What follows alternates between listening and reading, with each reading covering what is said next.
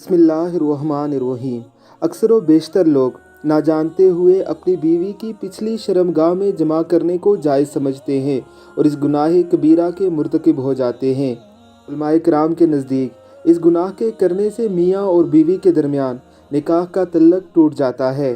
उलमाए किराम फरमाते हैं कि ये गुनाह कबीरा है, चाहे हैज़ के दिनों में हो या आम दिनों में। नबी अकरम सल्लल्लाहु अलैहि वसल्लम ने ऐसे काम करने वाले पर लानत की है।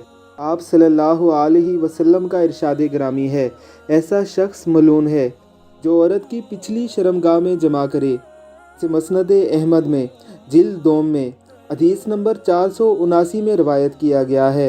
यह हदीस सही अल जामे हदीस नंबर 5865 में भी रवायत की गई है। नबी अकरम सल्लल्लाहु अलैहि वसल्लम ने फरमाया कि जिसने हाइज़ा से जमा किया या बीवी की पिछली शर्मगाह में जमा किया या किसी काहिन के पास आया तो उसने मोहम्मद सल्लल्लाहु अलैहि वसल्लम पर नाजिल शुदा कुरान से कुफर किया। तिरमिज़ी शरीफ में इसे जिल्द नंबर 1 हदीस नंबर 243 के तहत दर्ज किया गया है।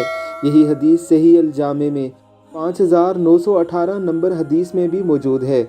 अल्लाह रब्बुल इज़्ज़त की ज़ात हमें इस बड़े गुनाह से महफूज रखे। आमीन सुम आमीन।